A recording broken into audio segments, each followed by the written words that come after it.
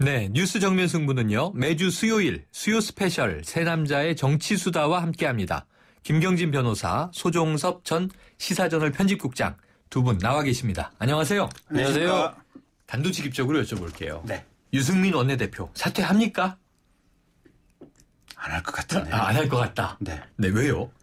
첫째는 사람이 그 사람의 어떤 의사결정이 가장 기본이 되는 게 생물학적 유전자를 가진 성격이나 품성을 봐야 되거든요. 기질이라고도 하죠. 예. 네. 근데 유승민 원내대표가 잘못된 압력에 대해서 고개를 숙일 사람 같지는 않아요. 보면. 강골이네요. 예.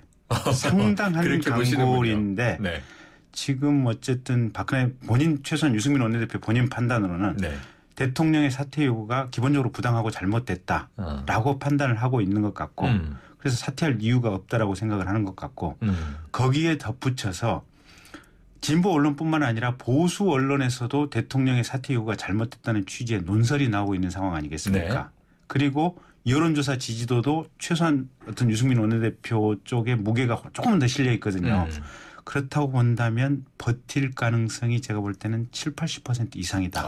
과반 이상으로 높게 보시는군요. 네. 그럼 이제 친박계 의도와는 지금 많이 어긋나는 상황이 되네요. 네. 소 국장님은 어떻게 보세요? 이게 개인적으로 보면 그러니까 유승민 원내대표 저도 좋아하는 정치인이고 원래 소신도 강하고 그렇죠? 뚜렷한 본인의 정치 철학이 있는 정치인이지 않습니까? 근데 지금 상황이 그러니까 개인 유승민이 아니고 지금 집권당의 원내대표라는 위치에 있단 말이에요. 네. 저는 단도직입적으로 말씀드리면 유승민 원내대표가 사퇴할 수밖에 없다. 할 수밖에 네. 없다. 물론 그 시기 네. 그리고 어떠한 형식으로 사퇴하느냐 이것은 많은 변수가 있습니다. 네. 하지만 지금 현재 당청 간의 구조라든지 아직 뭐 박 대통령 임기도 많이 남아 있고 네. 갈 길이 멉니다. 이런 상황에서 어떤 개인의 소신 문제나 이런 문제만 가지고 이 사안을 보기에는 이미 대통령을 중심으로 한 이 청와대 쪽에서 너무 강하게 지금 밀어붙이고 있기 때문에 네. 어떤 잘잘못 이런 걸 따지는 게 아니에요. 그런 것을 넘어서서 전체적인 어떤 이슈의 흐름, 이 상황적인 측면에서 본다면 유승민 원내대표로서는 뭐 억울한 부분이 있습니다. 상당히. 그렇지만 어떤 상황 속에서 어떤 명분을 가지고 이제 후퇴하느냐. 네. 이것이 굉장히 중요한 시점으로 점점 가고 있는 것 같습니다. 그렇군요. 자, 네. 뭐 유승민 원내대표 어쨌든 박 대통령에게 사과도 했잖아요. 고개 숙여서.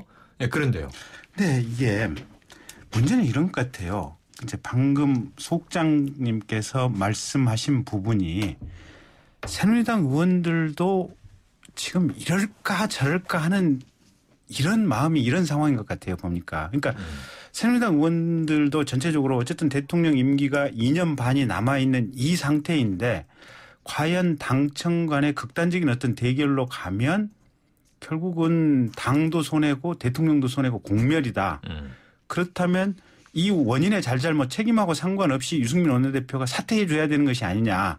이런 생각이 하나 있는 한쪽으로 있는가 하면 반면에 아니 이게 기본적으로 삼권 분립이고 국회의원이라고 하는 것이 국민에 의해서 뽑힌 어떤 선출직 공직자고 네. 또 여당의 원내대표라고 하는 것이 기본적으로 여당 의원들 선거를 통해서 뽑힌 직책인데 대통령이 거기에 대해서 나가라고 말하고 하는 것은 이게 대통령이 말한 삼권 분립의 전형적인 상황이 이런 상황이다. 네. 근데 만약에 이 상황에서 대통령의 뜻하는 바대로 어떤 유승민 원내대표가 후퇴하게 된다면 그럼 2년 반 동안 여당은 완전히 대통령에 의해서 손바닥 안에서 좌지우지 되어야 하는 이 존재로 갈 수밖에 없다. 그게 이제 여당 의원들의 마음 이럴까 저럴까 하는 이 마음 속에 하나인 것 같고 또 한 가지가 김무성 대표가 또 키를 쥐고 있는 부분이 하나 있는데 김무성 대표는 마음속에 이런 것 같아요. 아까 처음 말씀드린 대로 대통령과 각을 져서는 안 된다고 하는 이 대의 어떤 상황적 대의 하나 플러스 여기서 내가 만약에 밀리게 된다면 내년에 내가 당대표로서 공천권을 전혀 행사할 수 없는 식물 대표로 갈 가능성도 배제할 수 없는 것이 아니냐.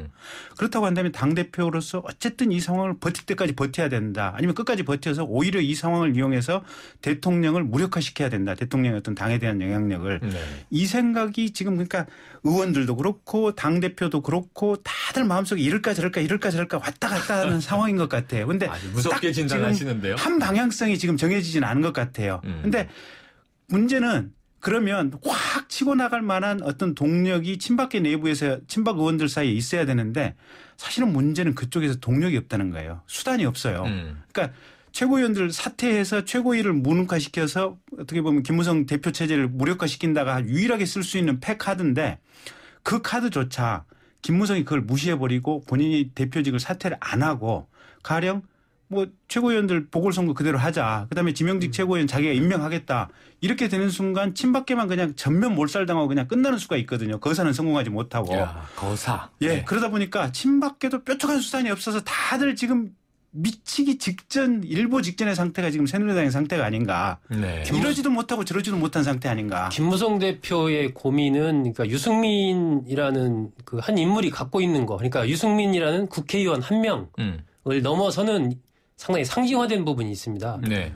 유승민이라는 개혁 보수, 중도 보수적인 그러한 또 뭐 노선과 보수, 이념을 상징하는 합리적인 보수 개혁의 어떤 대표 인사 이렇게 이제 돼 있기 때문에 지금 김무성 대표로서는 본인의 물론 뭐 대표로서의 여러 가지 그 이후에 유승민 원내대표가 만약에 사퇴한다면 그 이후에 닥쳐올 이런 부분도 물론 보겠지만은 결국 김무성 대표의 운명은 내년 이제 총선 공천의 결과, 총선 결과에 따라서 좌우될 것이기 때문에 김 대표로서는 현재 유승민으로 상징되는 이러한 보수의 중요한 합리적 보수, 중도 보수, 개혁적 보수의 이 컬러, 이 색깔을 유지하면서 동시에 청와대와도 원만한 관계를 가져가야 된다는 이 고민을 지금 하고 있는 거거든요. 그러면은 유승민 원내대표가 물러난다는 것이 곧바로 이러한 당이 청와대의 종속으로 들어가는 거, 이러한 부분을 피해야 된다. 그리고 당이 이러한 중도 보수 세력이나 개혁적 보수가 쇠퇴하면서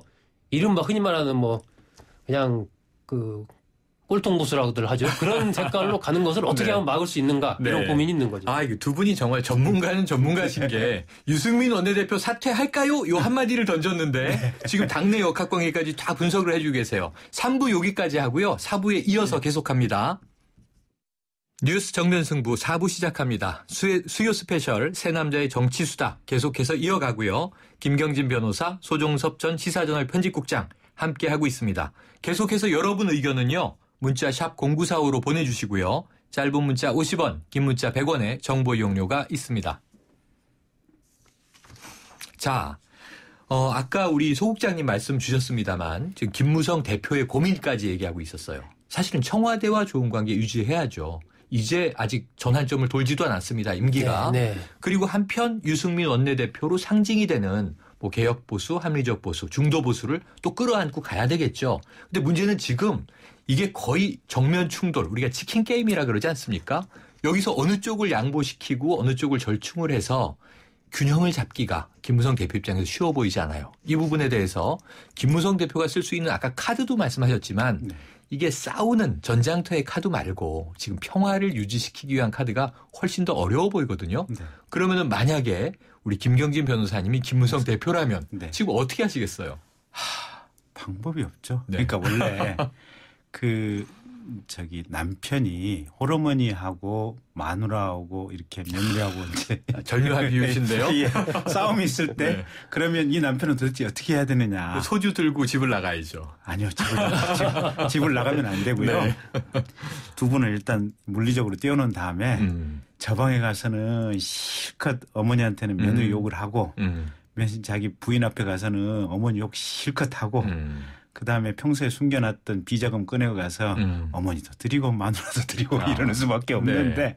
근데 문제는 이쪽 저쪽 가서 말을 달리하는 것은 가능해요 보면. 그래서 실제로 김무성 대표가 보면 밖에서 기자들 상대로 언동을 하는 이 멘트의 뉘앙스는 상당히 청와대 쪽의 우호적인 뉘앙스를 담아서 얘기를 해요. 청와대를 이길 수 없다. 뭐 이런 이야기도 나왔고요. 근데 정작 유승민 원내대표가 옆에 앉아 있는 요 상태에서 최고위라든지 이런 데서 유승민 원내대표 퇴진 얘기가 나오면 또 그 안에서는 유승민 원내대표를 상당히 두둔하는 취지의 멘트를 한다 그래요 보면. 지키겠다. 지켜야 그래서 한다. 이제 이 멘트로서 양쪽 모두를 말을 이게 기분을 맞춰주겠다 이 작전까지는 패는 가능한데 그러면 그 다음에 저쪽에 이제 돈 봉투를 줘야 되지 않습니까? 네. 대통령께도 돈 봉투를 드려야 되고 유승민 원내대표를 돈 봉투를 줘야 되는데 이건 지금 상징적인 표현입니다. 네.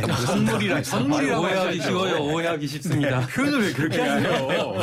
어쨌든 근데 이게 사실은 이제 이 뭐 돈 봉투라고 하는 것이 그분들이 진짜 바라는 속마음의 어떤 이 결정 카드를 줘야 되는데 네. 크게 줄 방법이 없다는 게 네. 이게 이 김무성 대표의 고민이다. 예. 그래서 결국은 지금 현 상황은 제가 볼 때는 이 모든 키는 지금 김무성 대표가 가지고 있는 것도 아니고 박근혜 대통령께서 가지고 있는 것도 아니고 또는 박근혜 대통령의 의중을 집행하고 있는 서청원 최고위원이라는 친박계 핵심들이 가지고 있는 것도 아니고 새누리당의 운명은 오로지 유승민 원내대표 본인 한 사람이 쥐고 있다. 유승민 원내대표가 어떤 행동을 하느냐, 어떤 의사결정을 하느냐, 언제까지 버티느냐에 따라서 새누리당이 끝까지 살얼음판을 쥐고 가고 내분이 생기느냐 마느냐 아니면 중간에서 이 내분 상태가 그냥 스톱하게 되느냐 이 부분이 결국은 유승민 원내대표 본인에 의해서 달려 있다. 근데 문제는 이런 것 같아요. 유승민 원내대표 워딩을 보면 무엇이 진정으로 대통령과 우리 당을 위해서 좋은 길인가를 고심하고 있다라고 얘기를 하고 있거든요.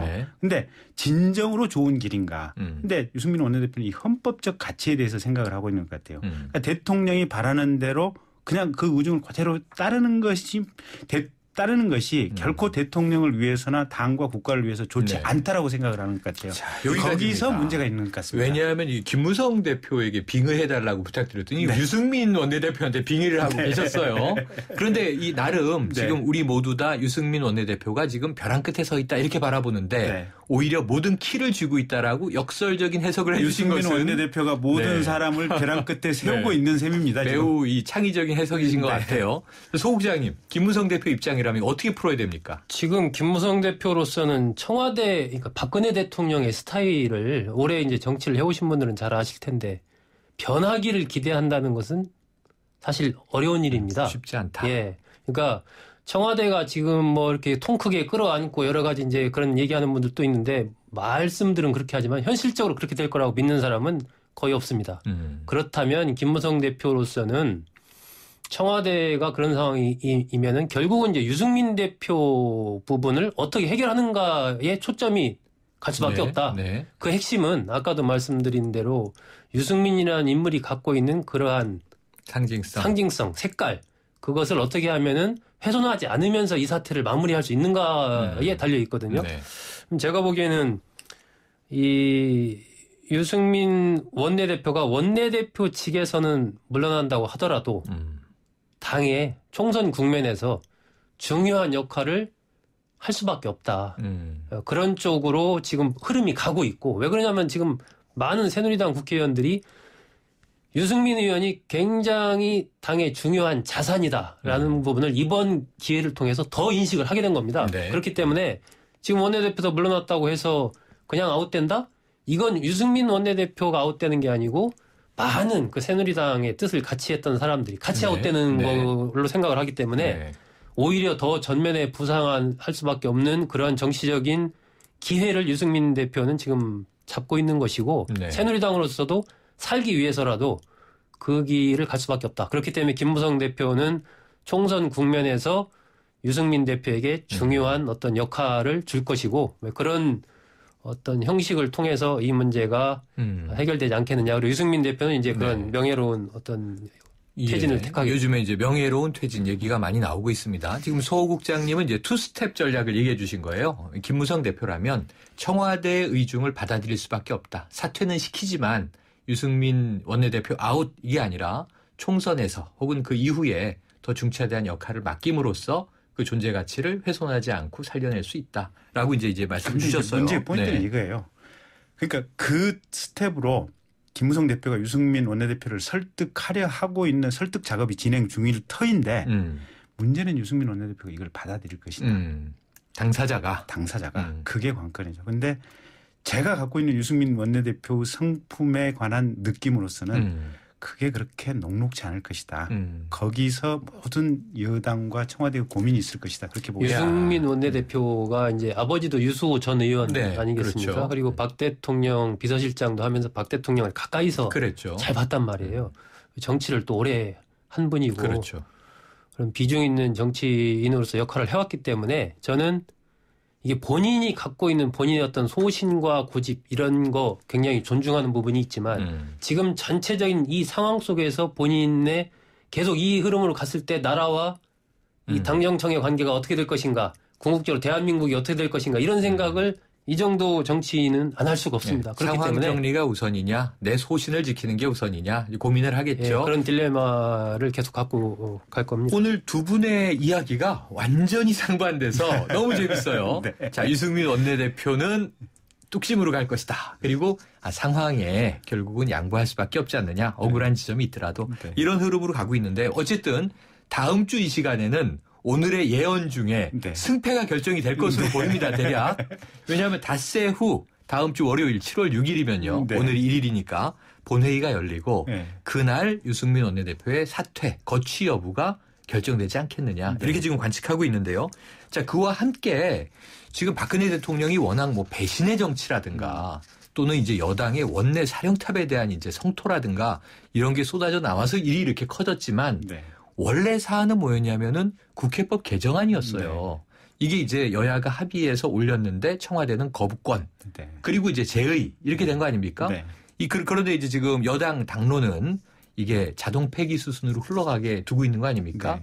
야당은 지금 어떻게든지 표결에 참여하시오. 네. 반대하더라도. 네. 근데 이게 제가 보기엔 좀 뒤집어진 게 네. 그동안에 이제 이완구 이 총리 우리 인준안 가결이라든가 이후 황교안 총리 가결이라든가 이럴 때 보면은 야당이 보이콧할 때 여당이 들어와서 네. 당당하게 반대표를 던지고 네. 의사 표현해라 이렇게 얘기를 했어요. 네. 가가 되든 부가 되든. 근데 지금 완전히 역전돼 있죠. 네. 이게 국회법 개정안 이 7월 6일 본회의에서의 제의 어떻게 될 걸로 보세요, 소국장님? 이미 뭐 새누리당은 당론으로 방향을 정했잖아요. 그냥 네. 예, 본회의에는 들어가지만 표결에는 참가를 안 한다.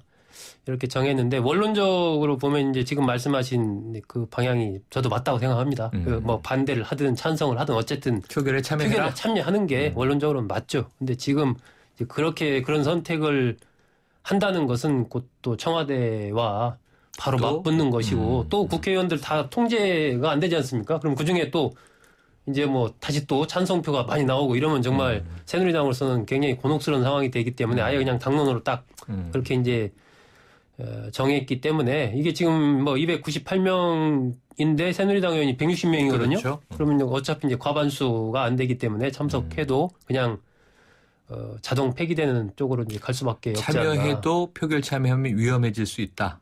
근데 지금 이제 이 소장님 말씀 듣다 보니까요. 그러면 여당 의원은 모두 다 뭐 청와대나 대통령의 의중을 반영해야 되는 거예요? 입법부에서? 이게 이제 뭐 독자적인 헌법기관이잖아요. 국회의원들이. 근데 이제 뭐 당에서 당론으로 정해버리면 사실 당론을 거슬러서 거기 그래도 나는 막 하겠다. 소신 투표하기에는 이러기가 또 뭐 바로 이제 내년 4월이 눈앞에 왔다 갔다 하지 않겠습니까? 그게 문제군요. 그런 문제도 그게 있고 문제네요. 자유투표라면 뭐 문제가 없을 텐데 그런 걱정을 새누리당 지도부에서도 하고 있기 때문에 그렇죠. 예, 또 지금 아마 자유투표하면 찬성표가 만만찮게 나올 겁니다.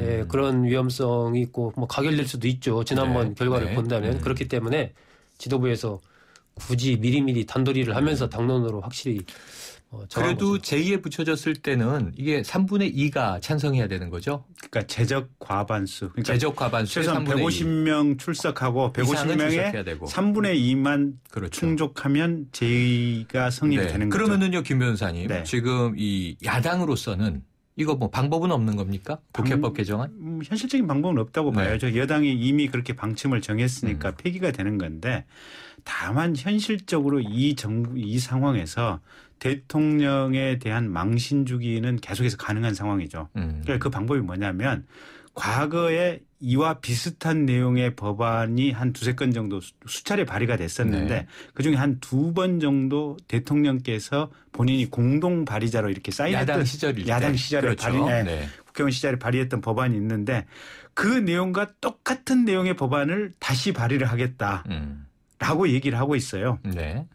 그러면 지난번에 새누리당 내부 의총에서도 대통령 거부권 행사했을 때 위헌은 아니지만 대통령 뜻을 받들어서 그냥 이건 폐기시킨다라는 것이 네. 이 새누리당 내부의 어떤 의견이었거든요. 그리고 국회 이 입법조사처에서도 이 내용 위헌 아니다. 네. 또 정의화 국회의장도 비슷한 취지로 얘기를 하셨거든요. 그러니까 어쨌든 그게 국회의회에서 볼 때는 이 행정입법에 대한 통제권을 강화하는 국회법 개정안이 위헌이라고는 절대 생각을 안 하는 것 같아요. 그래서 그런 취지에서 박근혜 대통령이 과거 발의했던 이 법안과 똑같은 법안을 발의했을 때 이제 대통령의 어떤 모습이 조금 좀 우습게 되는 어떤 이런 모욕주기성 어떤 공격을 할 수는 있는데 지금 이제 김 변호사님 말씀하신 그런 방식을 지금 새정치민주연합이 취하려고 하지 않습니까? 네. 그렇게 해서는 안 된다. 그 국민들이요. 지금 이 사태의 본질, 과정 다 알고 있어요. 그걸 굳이 또 과거에 발의했던 걸 재발의한다? 이건 말 그대로 아까 김 변호사님 얘기한 대로 망신주기 이런 차원으로밖에 안 받아들여지는 거예요. 쇼에 불과하다. 예, 그런 거 할 필요 없고요. 새정치민주연합 오늘 민주정책연구원에서 보고서를 좋은 보고서를 냈던데 그렇게 민생으로 들어가야 됩니다. 오히려. 예, 그런 쪽으로 가야지 지금 과거 그 법안 내가지고 뭘 어떻게 하자는 겁니까? 오히려 그런 행태들 자체가 새정치민주연합이 더 비판을 소장님 받는. 말씀에 일정 부분 동의가 되는 게 차라리 이 국회법 개정안을 과거 박근혜 대통령 발의한 거 똑같이 내는 것보다도 오히려 구체적으로 지금 현재의 시행령이나 대통령이 모법과 위배되는 부분이 있지 않습니까? 그러면 현재 국회법에 기초해서 해당 장관들이라든지 아니면 이 청와대를 상대로 해가지고 이거 모법에 위반되는 부분이 이렇게 있다라고 그걸 끄집어내서 국회에서 국정 감시나 국정 질의를 하고 정부 측 시행령들에 대해서 이걸 가지고 오히려 여론에다가 세게 얘기를 하고 홍보를 하는 것이 오히려 더 효율적인 방법이 아닌가 싶어요. 보면. 시간이 너무 아깝습니다. 지금 뭐냐 하면 지금 당청 관계가 갈등, 초갈등으로 치닫고 있죠. 지금 여당 내 아까 말씀하신 계파 갈등, 막 대격돌 충돌하고 있죠. 지금 오늘 시간이 1분씩밖에 못 드리는데 지금 야당 얘기를 못 하고 있어요. 네. 워낙 청와대와 당이 이렇게 맞붙다 보니까 야당의 내홍이 굉장히 컸는데 상대적으로 싹 묻혀 있는데 그럼에도 불구하고 이종걸 원내대표 오늘도 최고위에 불참했습니다. 그 이유는 우리가 다 알고 있죠. 최재성 사무총장 건이에요. 자, 유승희 최고위원은 사무총장 임명이 당원 위반이다. 이런 얘기도 내놨어요. 새정치민주연합의 내홍도 분명히 있는데 자, 봉합 수순을 밟는 거 아니냐. 왜냐하면 큰 적이 외부에 있으니까. 어떻게 될 것 같으세요? 일단은 봉합이 되겠죠. 과거처럼 시끄럽지는 않지만. 근데 문제의 핵심의 근원이 되는 불신은 여전히 살아있고 문제의 핵심의 근원인 불신은 뭐냐. 공천 학살 당하지 않을까. 불공정한 공천으로 비노기가 학살당하지 않을까. 이 공포심이거든요. 친노비노. 네. 결국은 그래서 마찬가지로 이 혁신위원회에서 얼마만큼 깨끗하고 공정한 공천룰을 만들어내느냐. 거기에 따라서 이 문제의 근원이 해소되느냐 해소되지 않느냐가 정해지는 거죠. 그렇군요. 이소 국장님 어떠세요? 러브샷까지 했는데 빨리빨리 봉합을 해야죠. 러브샷 했으니까. 네, 저는 지금 새정치민주연합 혁신위원회도 그렇고 최근 이렇게 돌아가는 걸 보면은 늘 모든 일은 때와 속도가 굉장히 중요합니다.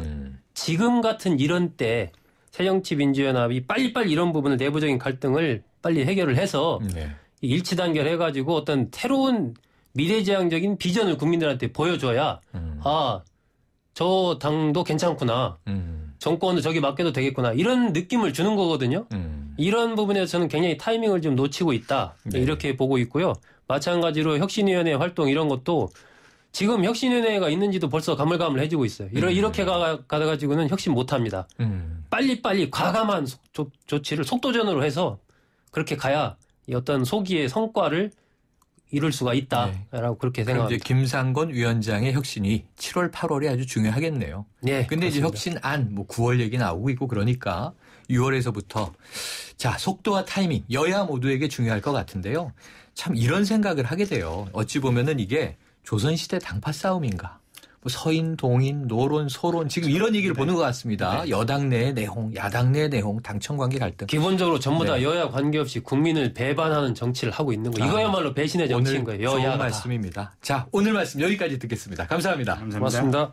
네, 지금까지 세 남자의 정치수다 김경진 변호사, 소종섭 전 시사저널 편집국장과 함께했습니다.